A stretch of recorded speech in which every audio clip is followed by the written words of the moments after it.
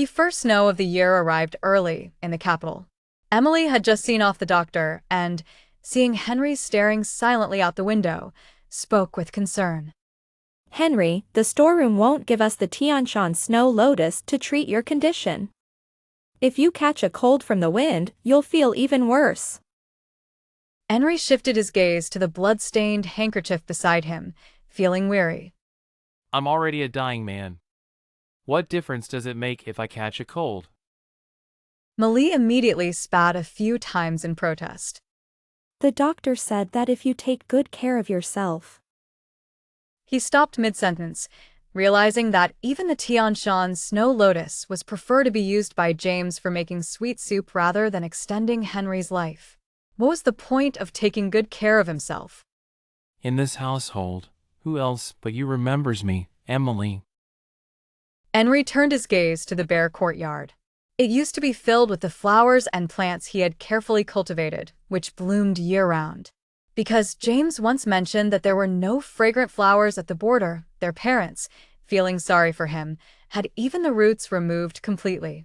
When Henry tried to stop them, they accused him of being selfish and heartless. Your brothers suffered with us at the border for 10 years. This should have been your burden. It's not just about removing some flowers and plants. Even taking your life would be justified. Then his sister, whom Henry had raised since childhood, joined his fiancé in condemning him for not being kind and generous enough. They forgot that it was they who didn't want James to stay in the capital as a hostage, so they left Henry behind. And those supposedly worthless flowers and plants were the herbs he used for his treatment. Now he truly could just let go and be done with it. Malie, however, was not willing to give up. She spoke with hope. Lady Grace was raised by you. If Lady Grace knew about your condition, she would definitely find the Tianshan Snow Lotus for you. Race, just as Emily mentioned her, the door was suddenly pushed open with great force, letting in a cold wind that chilled Henry to the bone. Henry, what tantrum are you throwing now? Do you know how long everyone in the house has been waiting for you? His harsh reprimand echoed in Henry's ears along with the wind. He looked at Grace, whose face was full of anger, and turned his head away, unwilling to respond. I already sent word that I didn't want to go. Henry, I destroyed those paintings and calligraphy because I felt sorry for James and didn't want him to feel sad seeing them.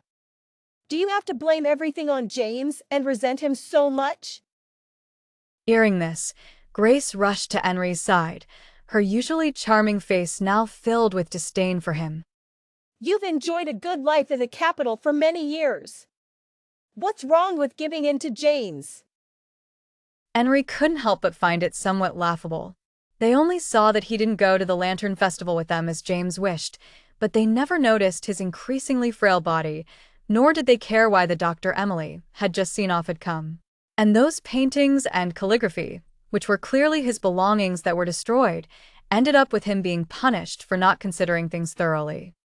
Enjoyed a good life? Are you sure it's a good life? Doesn't everyone know I was left here as a hostage? Assassinations, poisoning, and various schemes, along with my broken body, what's the truth behind all this? Grace, do you call this enjoying a good life? Grace stood frozen, her gaze towards Henry turning strange. He knew why she found it odd. Since James returned to the capital, he had let them place one hat after another on his head without defending himself. This was the first time he had so bluntly revealed everything he had endured in the capital. He used to think that if the household was harmonious and their parents were happy, it wouldn't matter if he suffered some grievances. But now, with his life at stake, why should he endure these baseless accusations? That's your own incompetence. Who can you blame? Grace was stunned for a moment but quickly reacted. James's face turned slightly cold as he slowly stood up. With a slap, the crisp sound of a slap left everyone in the room frozen in place. Grace covered her face, looking at James in disbelief. Grace, who exactly is incompetent? If it weren't for your foolishness and being deceived back then, how would I have ended up going alone to that bandit den to save you, even getting injured in the process? Before Grace could respond, a voice suddenly reprimanded from the doorway. Outrageous. James's parents arrived with Henry, and seeing the injury on Grace's face, Mother unhesitatingly slapped him. Henry, disrespecting your elder brother and hitting your sister, is this how you were raised? The slap turned James's head to one side, and he quickly grabbed the nearby chair to steady himself. Emily, standing by, held his hand in distress, seemingly wanting to defend him. James raised his hand to stop Emily, stood up straight, and looked at Mother with a slight smile. Mother, you must be joking. Everyone in the capital knows that I was kept away from my parents since childhood, who taught and raised whom. Hearing this, Mother clutched her chest in anger, and Father was even more furious. Unfilial son. Are you blaming us? Henry quickly stepped forward to support Mother and comfort Father. Father, Mother, James is just being impulsive. Please don't blame him. Someone, take him to the ancestral hall and make him kneel and reflect. Father angrily waved his sleeve. He can come out when he admits his mistake. Emily immediately knelt on the ground, pleading. General, the ancestral hall is cold and remote. James's health is poor, he can't kneel there. The borderlands are harsh, but Henry never complained. If my son can't handle kneeling in the ancestral hall, he might as well end it early. That way, he won't tarnish the reputation of our general's residence. The ancestral hall was eerie and cold, with the wind howling through the gaps in the windows, making sharp, terrifying sounds. Father only punished me. You didn't have to stay with me. Maid is James's maid, naturally, I should follow James. Emily tried to muster a smile, speaking firmly. James didn't respond, just looked up at the ancestral tablets. From a young age, I knew I was the abandoned child. The current emperor, wary of father's military power, insisted on keeping a son and a daughter from the general's residence in the capital when he left. Originally, it should have been my elder brother, but they couldn't bear to leave their cherished son and disliked me, born from a difficult labor. So, using my frail health as an excuse, they left me behind. In the following 10 years of correspondence, they wrote to Grace with eager expectations and earnest guidance. But to me, only a few cold words. Take care of Grace. Even so, I comforted myself. The general's residence was in a difficult position, and my parents were busy with affairs, inevitably neglecting some things. So, I followed their instructions. I helped her avoid those open and hidden struggles, carefully protecting her as she grew up safely. For the reputation of the general's residence, I sought the best tutors for her in all matters like music, chess, calligraphy, painting, needlework, and arithmetic.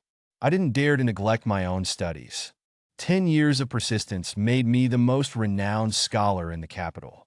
But all my efforts only brought my parents relentless criticism. James, are you deliberately trying to embarrass your elder brother? They refused to listen to Henry's explanations and insisted on locking him in the ancestral hall. It was a winter day, the wind howled inside the hall, the banners fluttered, and it seemed as if countless eyes were watching him in the darkness. Young and terrified, he shivered and cried in the hall for half a day, but no one paid any attention. At that time, he never imagined that one day he would kneel there so calmly, with no fear in his heart. There was a disturbance by the window. Following the sound, Henry saw Isabella in a blue and white brocade. Emily was startled and looked at her warily. Isabella seemed surprised to see Emily there. Henry avoided her gaze and looked back at the memorial tablets in front of him. At this time, Miss Isabella should have finished accompanying James to the Lantern Festival. Isabella paused for a moment, then spoke in a delicate voice. Henry, your brother grew up on the frontier. He hasn't been back to the capital for 10 years and is unfamiliar with everything here. I was just following Uncle and Aunt's instructions to show him around. But you don't always make a fuss over James. The familiar reproach echoed in Henry's ears again. He couldn't help but sneer and spoke out. There are plenty of people in the capital who know more about the Lantern Festival than you. If nothing else, Grace is here. When did it become necessary for a future sister-in-law to take him around? Isabella's face turned red with anger. Henry, are you implying that my relationship with your brother is improper? Do you know what impact your words could have on our reputation? You call him James and go out with him every day. Do I need to say anything to ruin your reputation? But I've already refused the proposal to switch engagements. As soon as she said it, Isabella regretted it. She averted her gaze, unwilling to meet Henry's eyes. When James first returned to the capital, Henry's parents and Grace favored him. Henry's parents even considered switching the engagement, but Isabella not only firmly refused but also felt deeply sorry for everything Henry had endured. She often visited him in private, comforting him. When I come of age, I will ask my mother to marry you. Once we are married, you won't have to suffer these hardships anymore. At that time, Henry always thought Isabella would stand by his side forever. But gradually, he didn't know when, she grew closer to James. She still visited him when he was confined. But there was no more comfort, only constant persuasion to yield, openly and secretly accusing him of being unreasonable and too petty. So, do you regret it? Henry stared at the silent Isabella. I don't! Then why are you wearing James's jade pendant? Isabella, do you remember how long it's been since you wore the hairpin I gave you? Isabella instinctively grabbed her pendant but then turned her head away in embarrassment. Henry suddenly felt disgusted by this hypocrisy. Clearly, her heart had changed, yet she still pretended to be righteous and accused him. Send the letter to break off the engagement soon, so we can be done with it. Isabella, you disgust me now.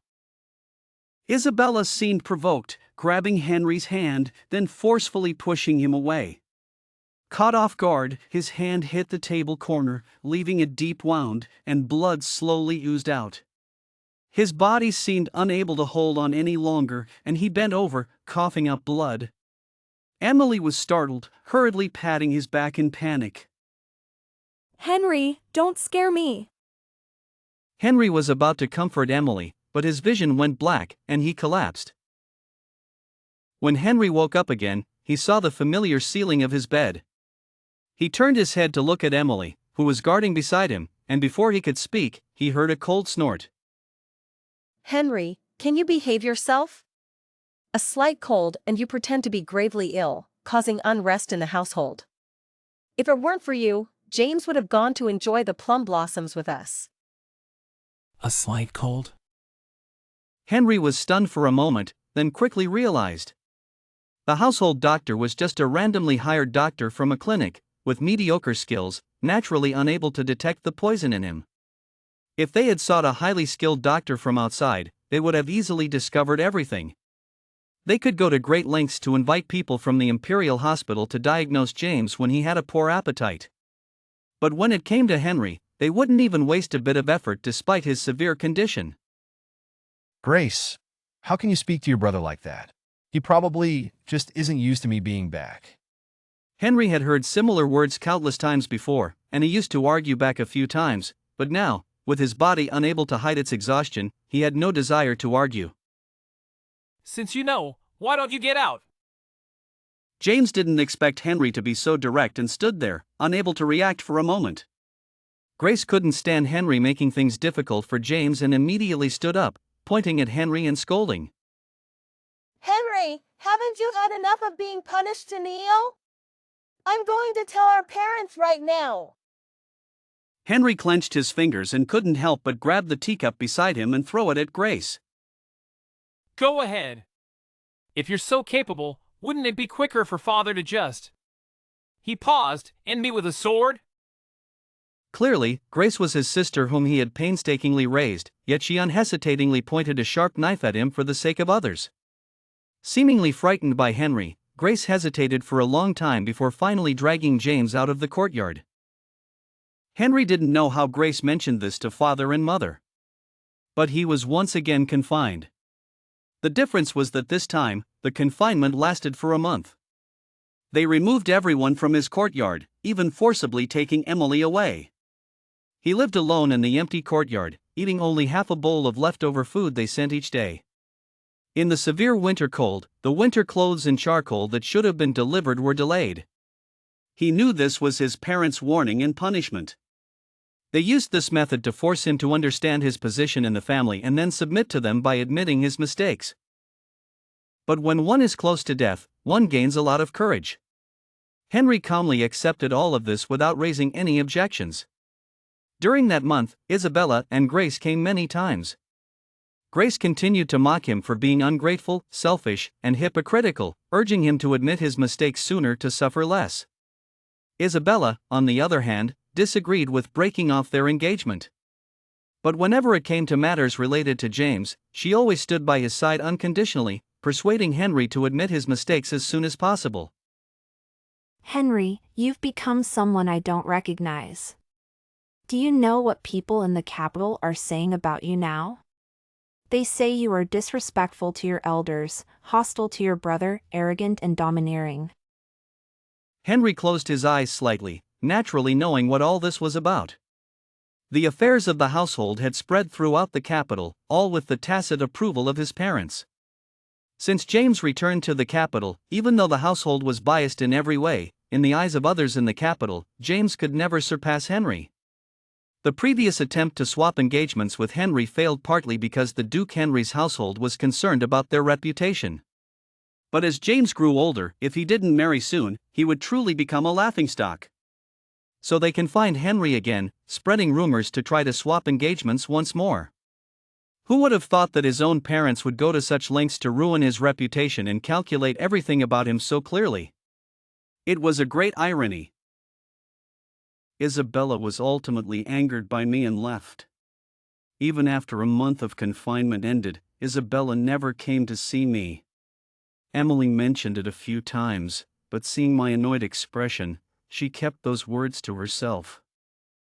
Father specially requested a grand coming-of-age ceremony for me.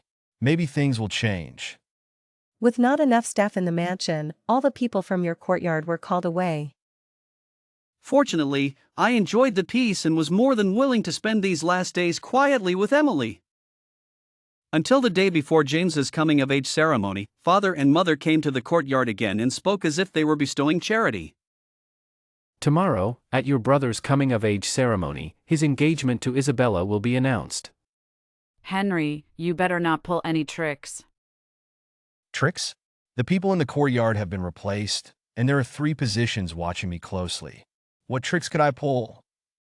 To show the harmony of the general's mansion, my parents demanded that I attend James's coming-of-age ceremony.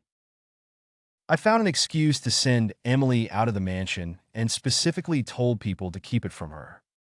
Knowing her temperament, she wouldn't be able to stand me enduring such grievances. James's coming-of-age ceremony was lively and extravagant.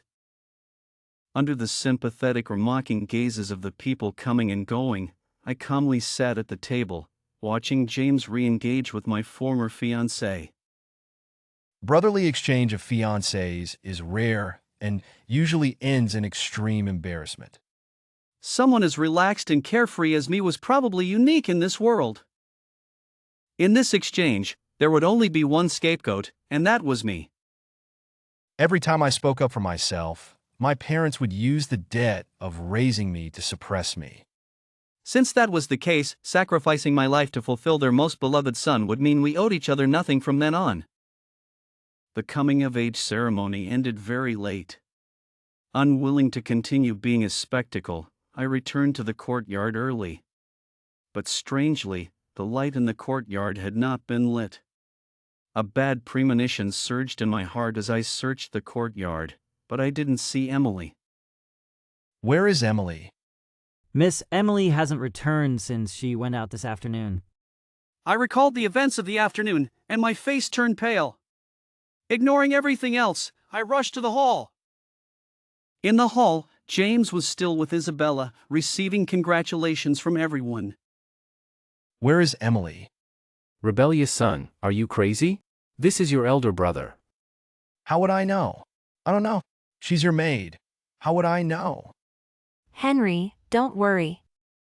I know you're concerned about Emily. But let's put down the knife and talk calmly. Henry, are you trying to drive me to my grave? I should have strangled you at birth. Curses echoed in my ears, but I only stared intently into James's eyes and said firmly, You're lying. Emily went to get medicine for me this afternoon, and the timing coincides with when you left the hall. James, tell me where Emily is. I gripped the dagger tightly and plunged it into Henry's neck. Blood flowed out, and everyone gasped in shock. Henry. I said I only want to know where Emily is.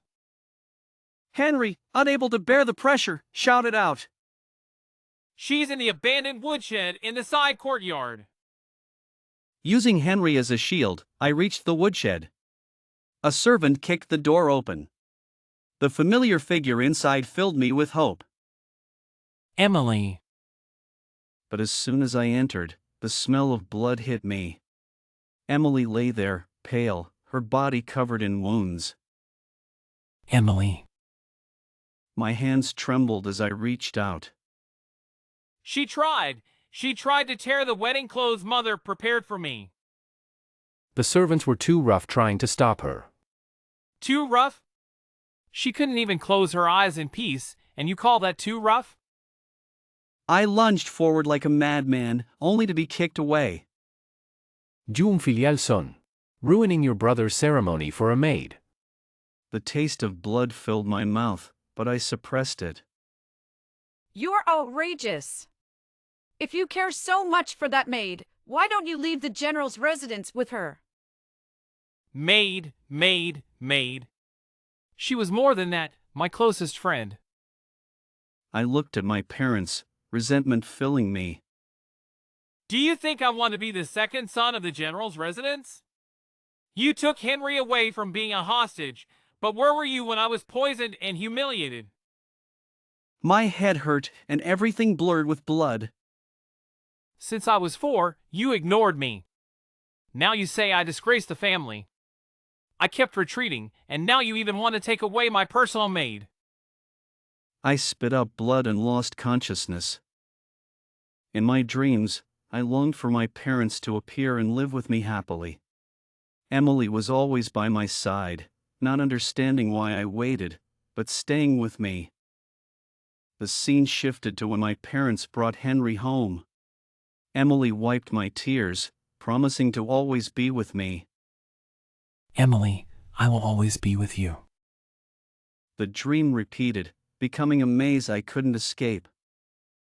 I woke up after half a month, hearing Isabella's anxious voice. Doctor, is Henry going to be okay now that he's awake? The poison from his childhood was suppressed by herbs, waiting for an antidote. Unfortunately, the herbs were interrupted, and his heart was troubled. After such a blow, I'm afraid... The words were not finished, but everyone understood the meaning. Grace was even more shocked and retorted. Impossible. The last time I asked the doctor to check your pulse, everything was fine. Henry's poison is peculiar. An ordinary doctor would find it hard to detect. The doctor hesitated, then sighed. Do it quickly. As soon as these words were spoken, Mother's face turned pale. She trembled as she tried to touch Henry, but he turned away to avoid her. Didn't you not want me as a son? Congratulations, you got your wish. No, the doctor said there are herbs that can suppress it, right? Weren't those herbs all pulled out by you? Not even the roots were left. The medicine has long been cut off. Why did you? I told you, but you didn't believe me. Everyone remembered the past events and fell silent. From that day on, everyone changed. Father and Mother tried every way to please Henry, even Grace became much more obedient than before, and Isabella visited him every day. At first, I tried my best to drive them away.